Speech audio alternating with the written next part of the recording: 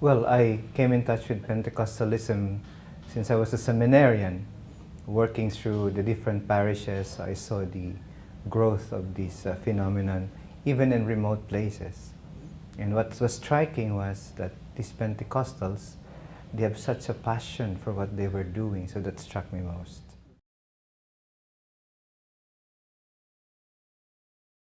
We have to distinguish, we have the Pentecostals who are not Catholics, and the Pentecostals who are charismatic Catholic renewal communities with Pentecostal orientation in the Philippines. So let's take, for example, the charismatic communities in the Philippines that have adopted Pentecostalism into their way of life.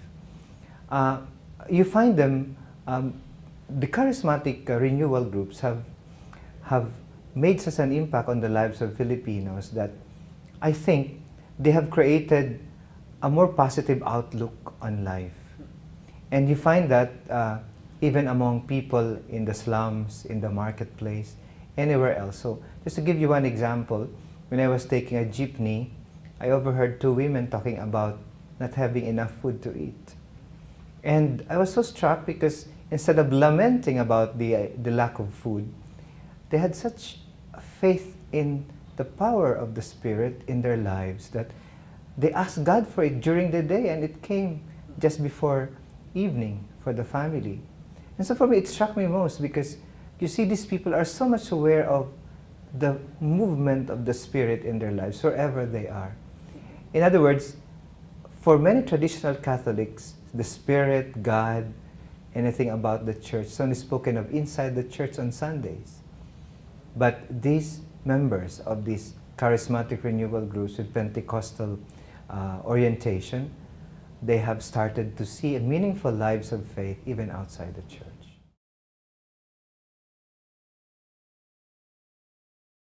Many Pentecostal historians say that they started from the grassroots. That is, they were at the margins, they started with the poorest and the remotest place in the Philippines.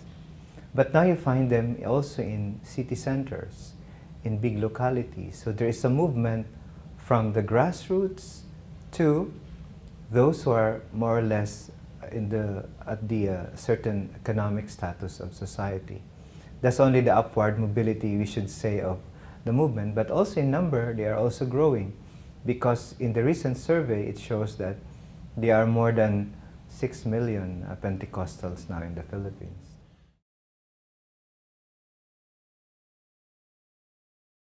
In the Philippines, the success of the Pentecostals, number one, is due to the fact that it empowers the laity, the lay people. In contrast to the existing dominant clergy culture of the Roman Catholic Church in the Philippines, you find Pentecostals tapping the potentials of the laity, and that is one positive factor.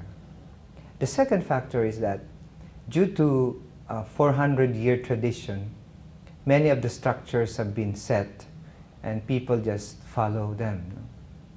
But the Pentecostals, in a way, they have indicated a new way, for example, of worshiping God, getting out of the formalities of prayer, of the liturgy, as if they have been freed from a certain space and they have located the ritual space beyond the interior of a church.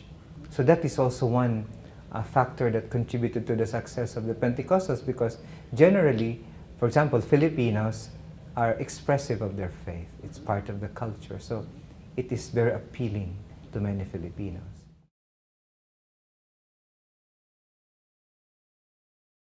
Unlike in other countries where there is a conflict between Pentecostalism and the Catholic Church, the official church, and owing to the fact that in the Philippines, majority of the Filipinos are Catholics, so we find that Pentecostalism doesn't create problems for the church in the Philippines. The policy, the general outlook of the hierarchy is that since it's the laity, laymen and women who are involved in the Catholic renewal movement, especially the charismatic movement, it is good for the church. But the power structures doesn't change. In other words, everything still has to be under a priest. So that creates sort of a concession and accommodation. And the lay people in the Philippines don't see anything wrong with that. So sort of there is a peaceful coexistence.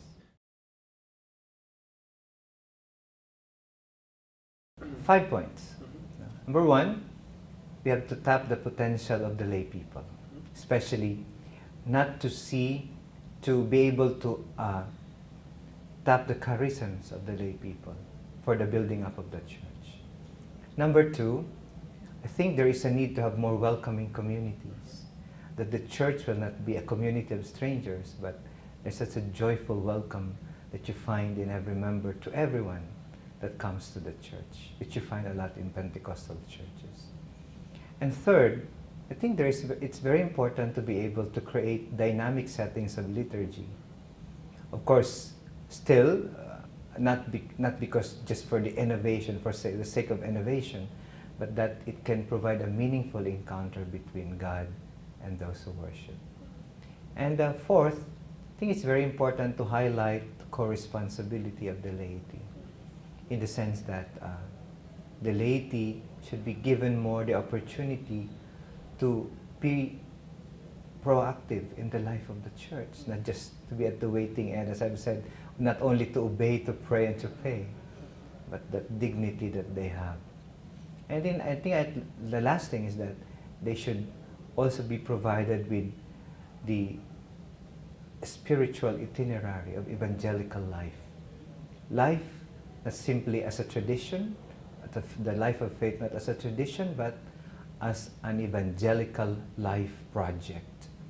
And I think that is crucial to the renewal of the Philippine church.